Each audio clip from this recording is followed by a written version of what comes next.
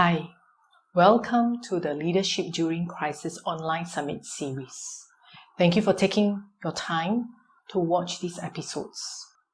Please remember to subscribe at our YouTube channel, follow us on LinkedIn and Facebook under Leadership During Crisis.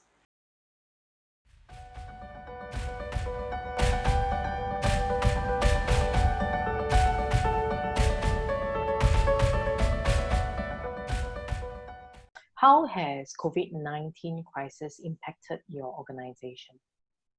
I think for even answering that question, right, we really need to look at life and business, right? Crises, predictably unpredictable. Some are major, some are minor. You have some which can quickly be resolved.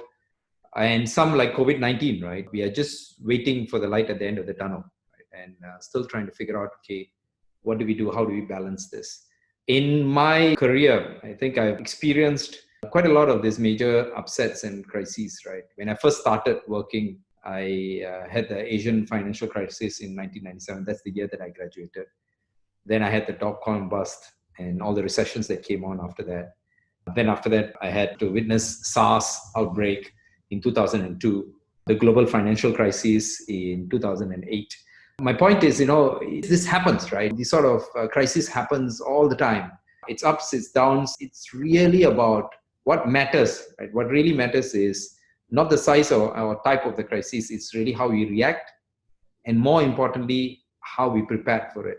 In my organization, in Red Hat, we have done quite a lot of things to ensure that we manage this well. And your question is really on the impact side of things. I mean, think about it. The whole country has come to a standstill. Quite a number of countries are on lockdown. Companies have shut. Airline business is non-existent, right? And we've got lots of customers in all these key areas of business. And everybody is trying to grapple with what's happening at this moment in time, right? And usually when these things happen, and we saw this during SARS as well, is everything stops. Everybody comes to a standstill because they really want to evaluate what is going on, right?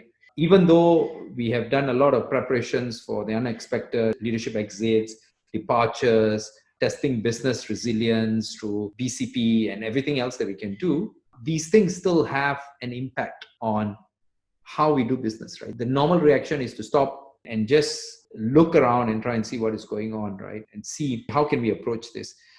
Our approach has been fairly simple, right? I would say simple in the sense that because there are important things that we really, really need to focus on. And I say this to my team all the time. This is extremely important for us to understand that you focus on your customers first.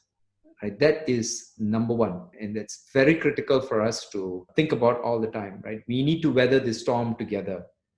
Listening to them, staying in touch, understanding what they are going through is extremely important at this stage, right? Because we have to come back and represent their challenges and request to the decision makers internally.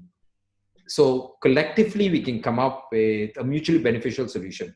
An example could be longer payment terms. Maybe we can afford to give maybe another 30 days or another 60 days for the customer so that they can manage the cash flow. Okay, fine. Let's try and do this together so that I help you and you help me. And that's an example of how we are trying to listen to the customers and see where exactly they need the immediate help. Most importantly is, of course, be honest and be really, really open. In Red Hat, we have this open culture, and for us, that comes naturally. When we go out there and we are really open with the customers, we get very good, interesting reaction. They're very pleased with the way we have come out openly and talked to them about what our challenges are and listening to their challenges. And they react in a way where we can truly build trust and ensure that whatever approach that we take helps us to build a long-term relationship, right? So I think that's extremely important. Earlier on, you did mention about this approach, but also during our discussion a little earlier, you mentioned that Red Hat has prepared quite a lot, not only from the customer's perspective, but also from the employee's perspective. Could you elaborate a little bit more? So that's a very good point brought up. And usually we only talk about the customers. And I think Red Hat is an organization who puts both on the same pedestal. The customers and the associates are as important, right? And for us, we cannot survive without either of them, right? We need to focus on that. Our people are extremely, extremely important for us. we look after our people and who are going through this crisis. And I give you a classic example. We started working from home 9 weeks ago. When we first started, most companies were not even thinking about working from home yet. Let's focus and make sure that they are safe, their families are safe. Let's not take any unnecessary risks. Even from a financial perspective, Red Hat has done quite a lot to ensure that we do the right things by providing for the ones who are most vulnerable within our organization, to ensure that they don't get left behind at the end of the day, or they don't get that badly affected, right? And as a community, and this is so important to us because in Red Hat community is so important to us, we have ensured that all of us keep in touch and ensure that all of us don't go into this depression, right? Working from home, some people are alone, they don't have families, and coming to the office is not just from a work perspective. There's also a social element associated with that. Ensuring that we pick up the phone, call them, and we make sure that they are okay is something that we do collectively as an organization, right? And we do the same thing with our customers. Pick up the phone and talk to them and say, hey, how you're doing. I send text messages to my customers as well and say, are you okay? Especially the ones who are really badly affected by this in the airline industry and all that.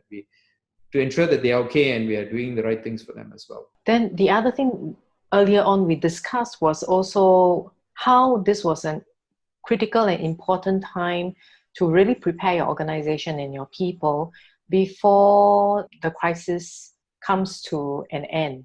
So Yep. Can you share what are some of the strategies or steps that your organization has taken? Correct. I think a crisis of this magnitude will change business, society, global economic order in many ways. Supply chains may be reconfigured to remove vulnerabilities that have been exposed by the pandemic. Across all aspects of business performance, the crisis will reveal both the weaknesses and opportunities to improve. This is important for us to understand, especially the weaknesses side. Things will turn around. We must prepare everyone to leap into action. Right? That's extremely important for us to do. This is why earlier I mentioned about listening to customers is important, because when you keep your ear to the ground and listening, right, on what's happening around you, and then also talking to your customers and knowing what is going on, right, you can see things changing because you're talking to them often enough. You'll see them change in terms of when they are starting to talk about being more positive. You'll start seeing that things are beginning to change. They get approvals for budgets, that things are changing. So you need to keep in touch with your customers so that you know what is going on. And also more than the business side of things is really to be there to help them out, right? That's extremely important. And I said, enablement, best time to learn. You're talking about preparing yourself, prepare by learning about all the things that you wanted to learn. You wanted to learn about a technology, go and pick that up. You wanted to learn about a skill, be it negotiation skill, presentation skill, go and pick that up. You've got the time for that now, right? Plan, understand tech, deep dive into that. Nothing stops us from doing this, right? From business perspective, and making plans. Plans are positive, right? Not building a foundation for the future, and galvanizing around that is important. We do so many models and simulations to think about, okay, what do we do today at present to deal with the crisis? What can we do the moment we come out of the crisis? What are the 2 or 3 key areas that we will immediately invest in? I think doing that is extremely important to get the team ready. If not, what will happen is when it turns, and if you're sitting back and saying, I'm going to wait for it to turn and then I will do something about it, it'll be too late, because the market will go so fast ahead of you, you won't be able to keep up and catch up. And that makes it extremely hard, right? And you will lose out in terms of having the opportunity to help your customer, and you'll lose out also having the opportunity to turn things around for your organization, for your people, and you owe it to them. We are all asking for everybody to sacrifice their time and many other things.